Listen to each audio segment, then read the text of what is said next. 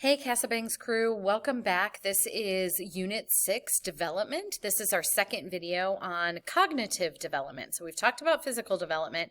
Now we're going to start talking about how we develop our cognition, our ability to think and learn. So again, we're going to start with some really important vocab words that you should know. So cognition, review here, we learned this already in the Unit 2, okay? But our mental activities associated with thinking, knowing, and remembering. So there's a couple of vocab words that we're going to review or that you'll learn new in this cognitive development. Review on schema. So schema is a framework, kind of like a guideline that organizes and interprets information. This is really important in development because we develop these schemas very, very early in our, infant and toddlerhood, and we continue to develop new ones or refine the ones that we have as we grow all the way through to adulthood. How we develop new ones or revise the schemas that we have are a set of confusing pairs. The next two words are assimilation and accommodation. And these are how we review and revise these schemas that we already have. So assimilation is interpreting a new experience in terms of an existing schema. So if we come across as, a 1.5-year-old or a 2-year-old, and we come across a furry animal that has 4 legs, we might already assume that, or we might interpret that very new experience as that animal being a dog because we've grown up with a dog and our schema of a dog is it is furry and has 4 legs. Okay, but we know as young adults and adults that there are a lot of animals out there that are furry and have 4 legs. And as we continue to encounter more of them and learn the names for them, and those kind of things, then we'll develop different schemas for different animals, or we'll change our existing schema. And then the next one is accommodation. So accommodation is actually adapting your current framework to incorporate new information. And we're going to see this happen as you grow a little bit older. So we'll look at, say we go over to a friend's house and they have a dog, but that dog was in an accident and only has 3 legs. So we can look at that 3-legged dog and say, well, it's still a dog, but now I'm going to accommodate or change my schema to allow for the fact that dogs could have 3 legs as well. There is a spot on your video notes for a mnemonic device to help you remember the 2 of those, and I will go over that with you in class tomorrow, so just leave a blank there. All right, so when we talk about cognitive development, we are talking about a very, very famous psychologist named Jean Piaget. This is a name that you need to know, and this is the first of quite a few stage theories of development. So these are one of the things that kind of make this unit a little bit hard because there's a lot of different theories and they all come in stages. And what we mean by that is just that you reach a certain stage, you do the stages in order generally, and you reach that certain stage within an age time limit. So it's just a lot of things to remember and kind of memorize. But here's the first one for cognitive development. So Piaget stages for cognitive development. So here, this very first stage happens from birth to about 2 years old. Piaget named it as the sensory motor stage.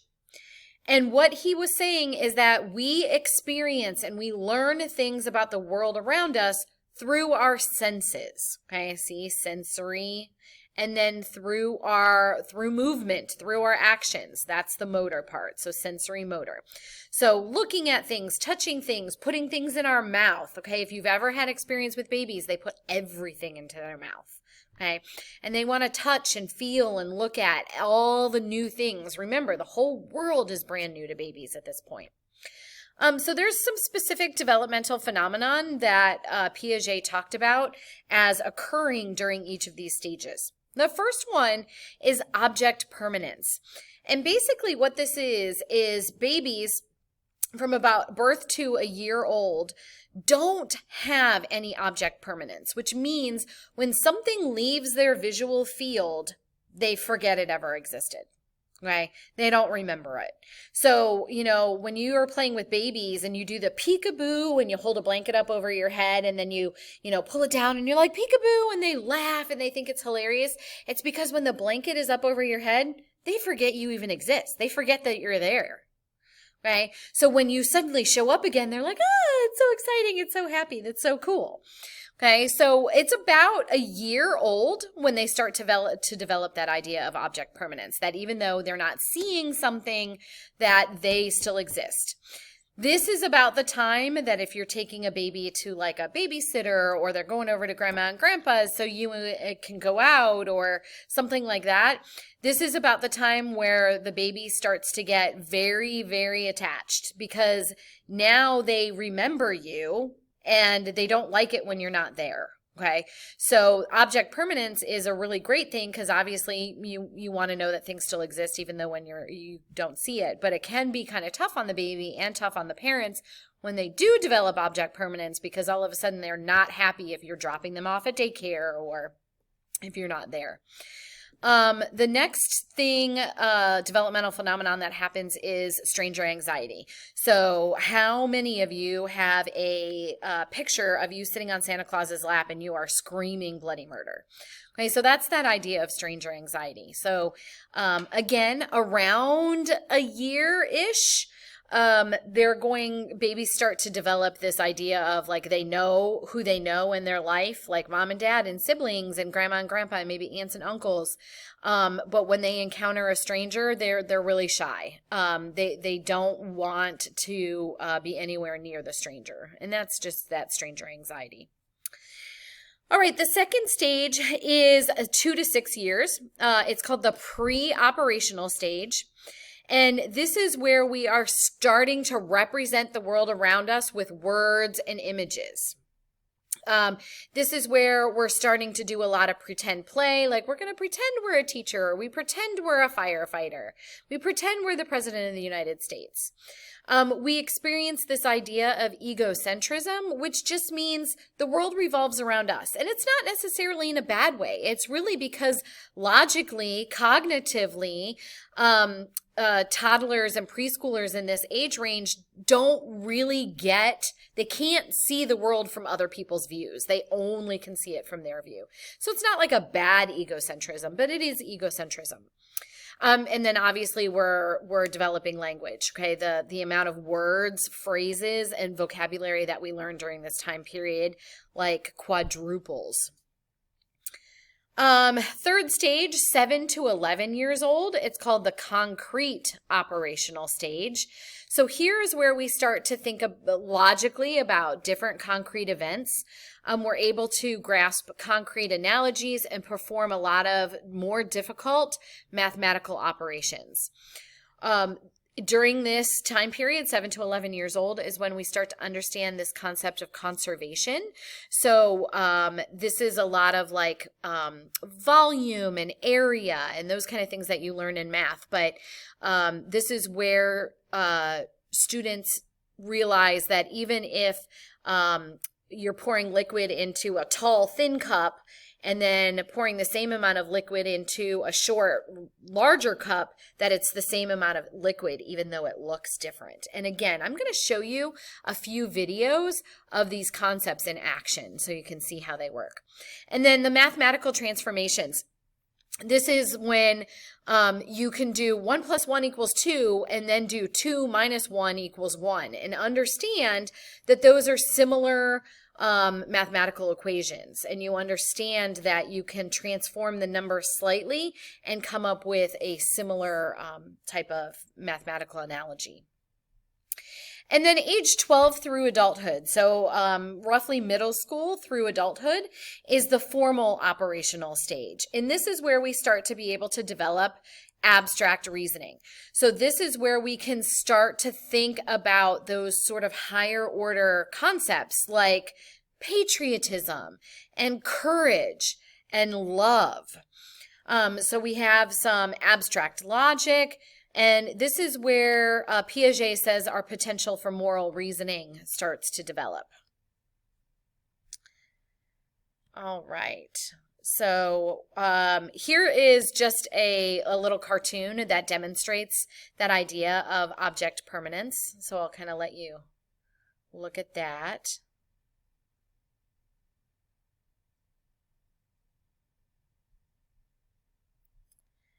All right. And then, like I said, I am going to show you videos in class tomorrow. So here's some more vocabulary word. Object permanence, the awareness that things continue to exist even when they're not perceived, so when they're not seen. That idea of conservation, the principle that properties such as mass, volume, and number remain the same despite changes in the forms or the objects. And then egocentrism, the inability of the pre-operational child to take another's point of view. And then theory of mind, which is people's ideas about their own and others' mental states. So about their feelings, their perceptions and thoughts and behavior that they might help to predict. So this doesn't happen until the concrete operational or the last stage.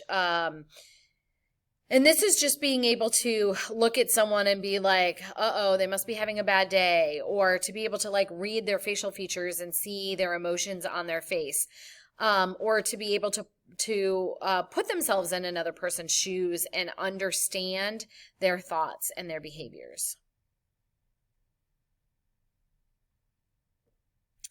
Okay, here's some of the videos, but I'm going to show you those in class. All right, so we're going to practice. And this is how you're going to see some of these Piaget concepts on tests. So you're just going to write out the answers, and we'll go over the answers in class tomorrow. So a 4-year-old insists small people must live in the TV because they are right there behind the glass.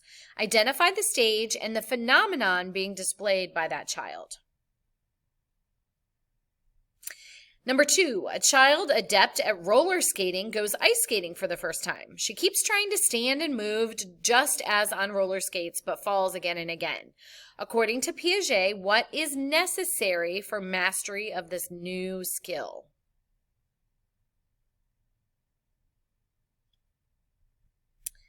An 8-year-old boy threatened to tell his parents when given only one of the 3 candy bars he and his 10-year-old brother were told to share.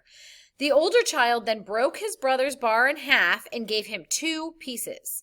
This satisfied both children because they each had 2 pieces. Identify the cognitive stage of these 2 children and the disadvantage that allows the younger child to be cheated. And then the last one. Previously, whenever Johnny banged with a spoon, his mother would put it in a drawer and Johnny would quickly move on to something else. Now that he is 8 months old, this isn't working. The child continues to demand the spoon even though he can't see it. Identify the cognitive stage of this child and the change that has taken place. All right, so the last little bit is Vygotsky's theory. So this is a different psychologist, and he has a different view on cognitive development, different than Piaget's view. So Vygotsky said that we develop our cognitive abilities, so our thinking and our memories, through a process called scaffolding. And this process is where a more skilled learner gives help to the less skilled learner, and then reducing the amount of help as the less skilled learner becomes more capable. So we do this all the time in education. Okay, I will demonstrate this for you tomorrow, but we do it all the time in education. For those of you who play team sports, you can probably think of this as like a player that's been on the team for a lot longer, or even the coach, okay, is trying to teach you new skills. And when they're teaching you new skills, they'll demonstrate it. They'll be right there next to you, helping you do it for the first couple times, instructing you, telling you when you're doing it right, or helping you to change your patterns when you're doing it wrong. And then as you become more and more skilled, they kind of back away from you and they move on to like someone else that maybe needs more help. And then they check in with you maybe once a day during practice. And then maybe they're going to back off even more and they're going to check in with you once every other practice. So that's the scaffolding. So I always think of scaffolding as a ladder.